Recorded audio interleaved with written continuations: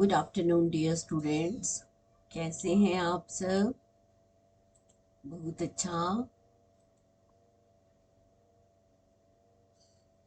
हाँ जी, सब कुछ बहुत मज़े में है। अच्छी सी पढ़ाई चल रही है आप लोगों की। तो कोर्सेज शुरू हो चुके हैं। जो बच्चे नए कंप्यूटर साइंस में आए हैं उन्हें कुछ एक टॉपिक्स जो हैं वो बहुत ज़रूरी पढ़ने पड़ते हैं। हमने पिछले लेक्चर में सिंपल लैंग्वेजेस को स्टडी किया था कि आपकी मशीन लैंग्वेज कौन सी होती है, आपकी मिडिल लेवल लैंग्वेज कौन सी है, आपकी हायर लेवल लैंग्वेजेस किस तरह से हम काम करते हैं कंप्यूटर्स में। नेक्स्ट आ जाता है आपके पास, फिर हमने पढ़ा था कंपाइलर क्या होता है। आज का जो हमारा लेक्चर है, जिन बच्चों ने पिछले लेक्चर स्टडी नहीं किए हैं वो प्लीज़ उन लेक्चर्स को स्टडी कर लें। ठीक है, क्योंकि इन फ्यूचर ये सारे टॉपिक्स इंटर रिलेटेड होते हैं। कहीं ना कहीं आपको पूछे जाते हैं तो वहाँ आप ब्लैंक हो जाते हैं। आई होप इन लेक्चर्स को पढ़ने के बाद आप ब्लैंक नहीं होंगे, आप लोग बहुत अच्छे से स्टडी करेंगे। मैं आपकी होस्ट और दोस्त अलका दीक्षित आपके लिए लेक्चर लेकर आई हूँ, इंटरप्रेटेड और कंपाइलर के बीच में डिफरेंस। ठीक है जी, तो हम पाठ कर रहे हैं थर्ड शुरू लेक्चर्स। ओके, इसमें आता है कंपाइलर और इंटरप्रेटर। यहाँ देखिए आप, कंपाइलर में क्या होता है। Okay, be with us. ठीक है, होना नहीं है, गुम नहीं हो जाना है। तो आप क्या कर रहे हैं, हायर लेवल प्रोग्राम है। Higher level program means high level का प्रोग्राम है जो हम अपनी लैंग्वेज में लिख रहे हैं, जो हमें समझ आ रहा है। ठीक है, तो हाई लेवल में हम प्रोग्राम लिखते हैं, उसको कंपाइलर को देते हैं, कंपाइलर उसको लो लेवल प्रोग्राम में कन्वर्ट करता है। High level means human interpreted, low level means machine जो है उसको इंटरप्रेट कर सके कि एग्जैक्टली आपने उसको कोड क्या दिया है। ठीक है जी, यहाँ पर हमने क्या लिया, सोर्स कोड लिया। सोर्स कोड, अब वो चाहे डॉट सी है या डॉट सीपीपी फाइल है। सी प्रोग्रामिंग की फाइल्स जो होती हैं वो डॉट सी से होती हैं, जबकि सी प्लस प्लस की प्रोग्रामिंग क्या होती हैं, डॉट सीपीपी से होती हैं। नेक्स्ट आ जाता है, इस सोर्स कोड को आप कहीं ना कहीं कंपाइलर को दोगे। अब कंपाइलर क्या करेगा, वो चेक करेगा कि यहाँ पर एरर्स तो नहीं है। अगर आपके एरर्स हैं तो पूरा प्रोग्राम रीड करने के बाद आपका जो कंप्लीट प्रोग्राम है, ठीक है, आपका जो कंप्लीट प्रोग्राम है उसको रीड करेगा। रीड करने के बाद आपका एंड विंडो में आपके पास यहाँ 1 2 3 4 जितने भी एरर्स होंगे, जिस लाइन में है जो एरर है उसके बारे में आपको पूरी डिस्क्रिप्शन अवेलेबल हो जाएगी। जब आप उन एरर्स को डिलीट कर देते हैं यानी कि करेक्ट कर देते हैं, नेक्स्ट आ जाती है आपके पास ऑब्जेक्ट फाइल। यानी कि ये जो आपने हायर लेवल में लिखा था, जब उसने एरर्स रिमूव कर दिया, आपने एरर्स रिमूव कर दिए, तो नेक्स्ट आपके पास क्या बनेगी, ऑब्जेक्ट फाइल बनेगी। ठीक है, तो ऑब्जेक्ट फाइल मीन्स क्या होता है आपका, मशीन मशीन कोड। ठीक है, जब आपका एक बार मशीन कोड बन गया, फिर अब हमें क्या करना है, वापस वो सारी इंस्ट्रक्शंस रीड करेगा, इनपुट लेगा, आउटपुट कहाँ होगी, वो तभी पॉसिबल है जब आपके पास डॉट एक्सी फाइल अवेलेबल हो। आई होप आपको समझ आ गया कि सबसे पहले हमने जो फाइल बनाई थी, कोई भी फाइल थी, जैसे मान लीजिए मैंने सम की फाइल बनाई, सम डॉट सी। ठीक है, ये डॉट सी एक्सटेंशन के साथ सेव कर दिया। नहीं होगा तो हम इसको करेंगे sum dot C P P. ठीक है, और उसको कंपाइलर को देंगे, कंपाइलर चेक करेगा आपके प्रोग्राम में कोई एरर्स तो नहीं है। अगर एरर्स हैं तो उसको करेक्ट कीजिए। जैसे ही आपके एरर्स करेक्ट हो जाते हैं, वो उसको आपकी फाइल को क्या करेगा, ऑब्जेक्ट कोड में जनरेट करेगा। ऑब्जेक्ट कोड क्या होता है, मशीन को समझाने के लिए मशीन की लैंग्वेज में आपका कोड सारा ट्रांसलेट हो जाएगा और फिर उसके बाद एग्जीक्यूटेबल कोड बन जाएगा, यानी कि डॉट एक्सी फाइल बन जाएगी। जैसे ही डॉट एक्सी फाइल बनेगी उसको आप एग्जीक्यूट कर सकते हो, उसको आप रन कर सकते हो।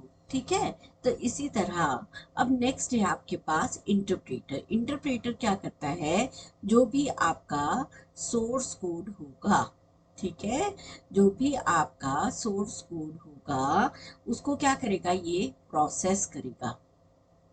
ठीक है, और प्रोसेस करने के बाद ये हमें क्या दे देगा, आपका एग्जीक्यूटेबल कोड। यहाँ पर कोई भी इंटरमीडिएट कोड नहीं जनरेट होता है। ठीक है, तो एग्जीक्यूटेबल कोड जो है आफ्टर प्रोसेसिंग आपको मिल जाता है। इंटरप्रेटर करता क्या है, यहाँ पर जो भी कोड है, यहाँ तो कंपाइलर में आपके पास पूरा कंप्लीट प्रोग्राम जो है, कंप्लीट प्रोग्राम वन टाइम में रन होता है, मतलब पूरा एक साथ रन हो जाएगा, एक साथ उसके एरर्स आ जाएंगे जहां जहां जिस लाइन में एरर्स है।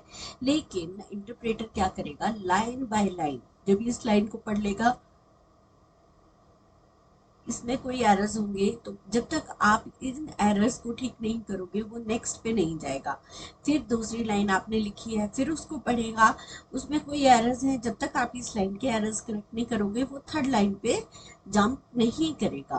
तो इस तरह से आपका जो इंटरप्रेटर है वो थोड़ा स्लो हो जाता है। क्यों? क्योंकि वो लाइन बाय लाइन कोड को पढ़ रहा है।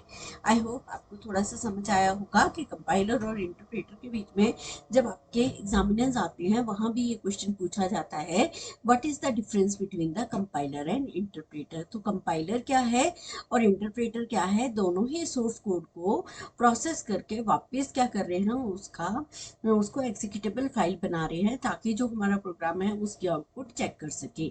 बट डिफरेंस ये है कि कंपाइलर जो है वन गो में सारे प्रोग्राम को कंपाइल करता है, बट इंटरप्रेटर क्या करता है, एक एक लाइन को पढ़ेगा और उसमें जो एरर्स होंगे जब तक आप उनको करेक्ट नहीं कर लेंगे तब तक आपका इंटरप्रेटर आगे नहीं जाएगा। ठीक है, तो ये कुछ आपके पास जो एज यू नो कि हमारे पास कुछ डेफिनेशन है जो आपने एग्जाम में एज इट इज ही लिखनी होती है पुत्र जी। तो यहाँ पर हो गया आपके पास कंपाइलर और इंटरप्रेटर। फर्स्ट आ जाते हैं हम डेफिनेशन पे। डेफिनेशन में क्या कह रहे हैं कि the compiler is a program which translate the high level language program into machine language और low level language at once. ठीक है, एक बार क्या करेगा वो मशीन लेवल लैंग्वेज और क्या कर रहा है, मशीन को ही हम क्या बोलते हैं, लो लेवल, ताकि मशीन को मशीन की भाषा में समझा सके, 0 और 1 में वो बात आ जाए।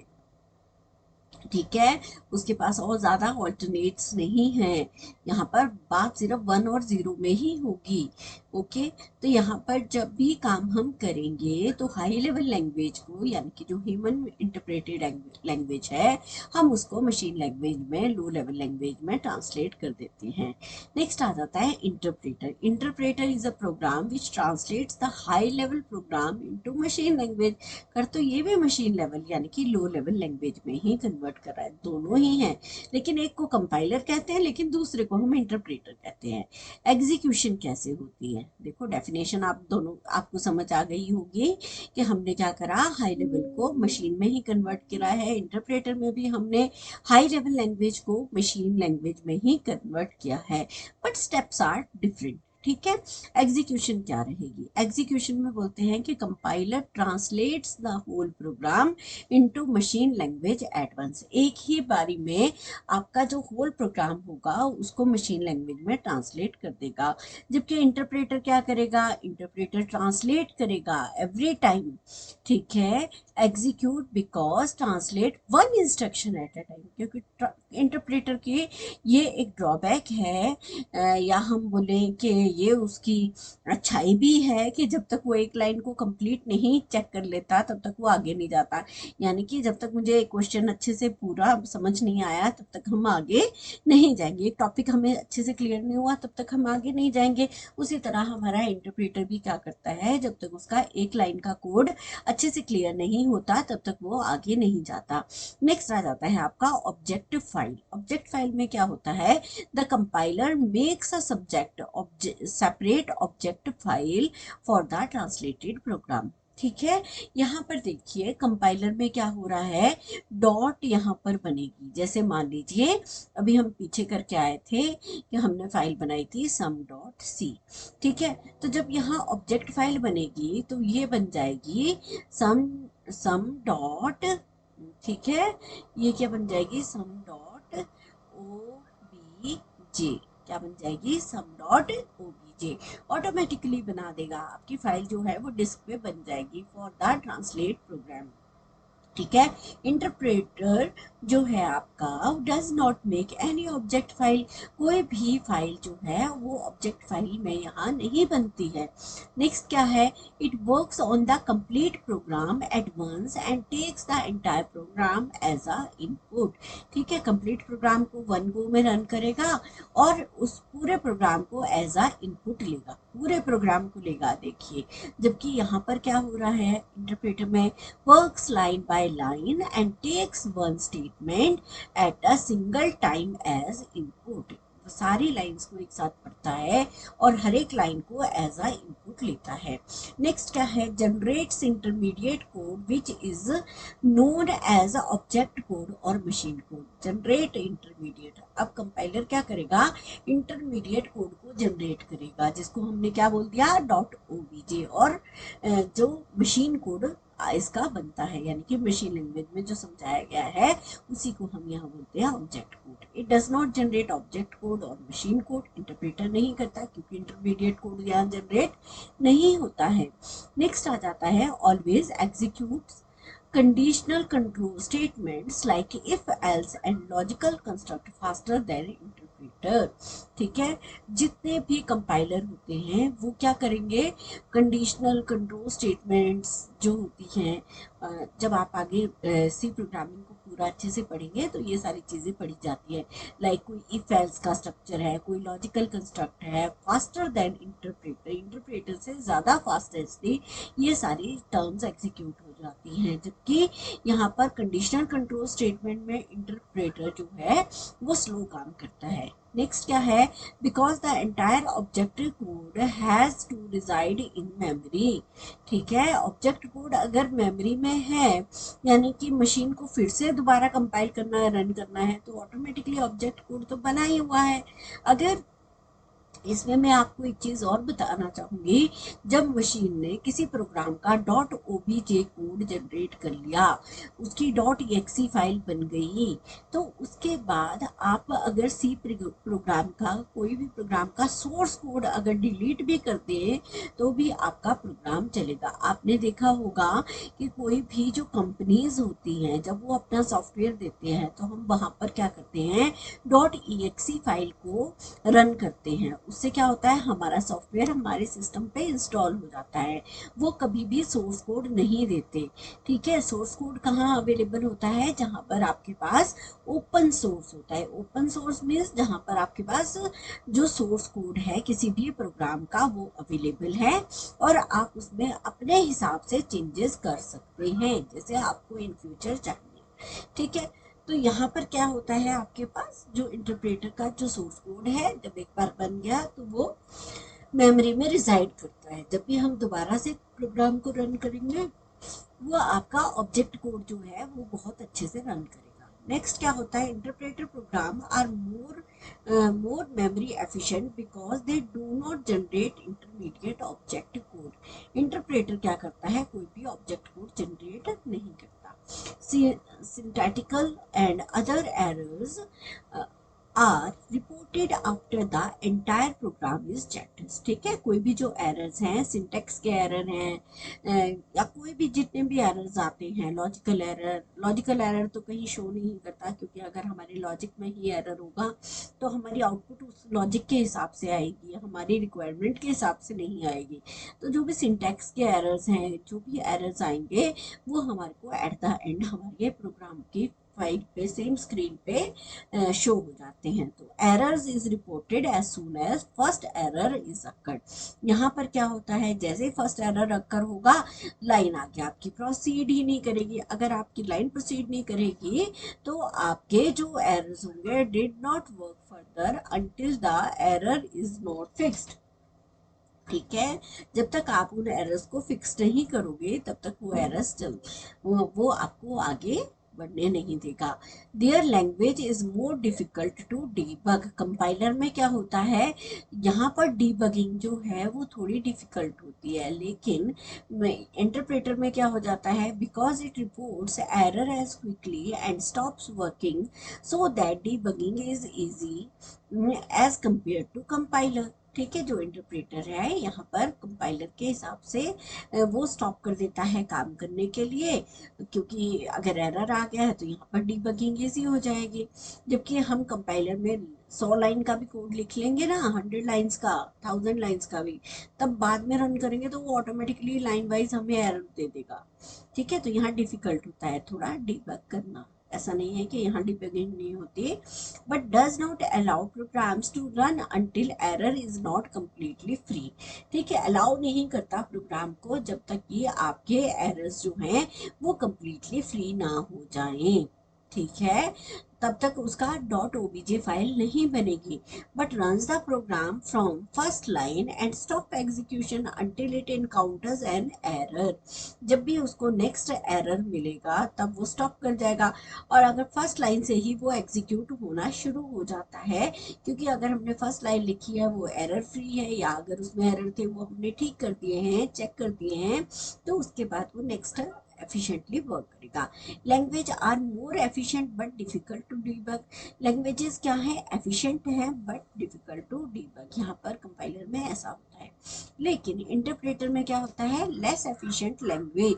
यहाँ पर लैंग्वेज जो है वो लेस एफिशिएंट है बट इजी टू डीबग। यहाँ पर डीबग करना क्या है, इजी है, which makes ideal situation and choice for new students. ठीक है, जो नए स्टूडेंट्स हैं उनको कहा जाता है कि पहले जी इनको इंटरप्रेटर पे काम करो। जब एक एक लाइन पढ़ेंगे, एक एक लाइन में जो एरर होगा वो शो होगा, तो उसमें उनको एग्जैक्टली समझ आएगा कि मैंने क्या एरर किया है।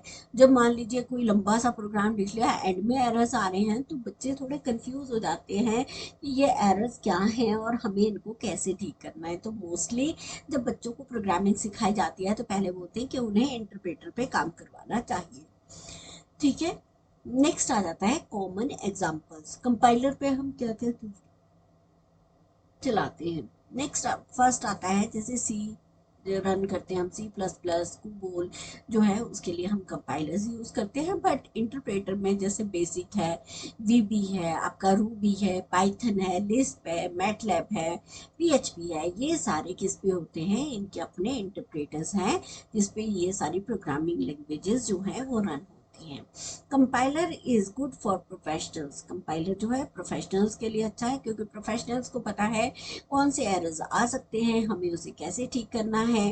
ठीक है, बट इंटरप्रेटर जो है वो बिगिनर्स के लिए अच्छा है। प्रोफेशनल्स के लिए क्या अच्छा है, कंपाइलर, और इंटरप्रेटर किसके लिए, बिगिनर्स के लिए। तो ठीक है, आप सब प्रोफेशनल्स बनने जा रहे हैं, क्योंकि आप कंप्यूटर साइंस के स्टूडेंट्स हैं, कहीं ना कहीं BSc के स्टूडेंट्स हैं, बीटेक IT के स्टूडेंट्स हैं। तो यहाँ पर कहीं ना कहीं आपके पास क्या होता है, गुड फॉर प्रोफेशनल्स। कंपाइलर क्या होते हैं, फास्टर होते हैं। यहाँ पर आपके इंटरप्रेटर क्या होता है, स्लो होता है। समझ आ गया, डिफरेंस समझ आ गया आपको कि फास्टर कब होता है, क्योंकि वो पूरे कोड को एक साथ स्टडी कर रहा है, जबकि इंटरप्रेटर क्या कर रहा है, लाइन बाय लाइन कोड को स्टडी कर रहा है। इंटरमीडिएट कोड इज जनरेटेड कहाँ होता है, कंपाइलर में, लेकिन आपके इंटरप्रेटर में कोई भी इंटरमीडिएट कोड जनरेट नहीं होता। आई होप आप सबको समझ आया होगा। अगर आपको कोई पार्ट समझ नहीं आता है, कहीं आपको कोई प्रॉब्लम आ रही है, और अगर आपको वीडियो अच्छे लग रहे हैं तो आप कमेंट कीजिए, प्रॉब्लम आ रही है तो भी बताएं, तो भी कमेंट कीजिए, सो दैट मुझे आपकी फीडबैक मिलेगी कि किस तरह से आपको और ज़्यादा अच्छे से समझाया जा सकता है। ठीक है, लेकिन मैं अपने बेस्ट मेथड से आप लोगों को कहीं ना कहीं कोशिश कर रही हूँ कि आपको चीज़ें समझ आ रही हैं। अगर आपको चैनल अच्छा लग रहा है तो लाइक करें, शेयर करें, सब्सक्राइब करें, ताकि आपके और भी साथी जो हैं उनको इसका बेनिफिट हो जाए। ठीक है।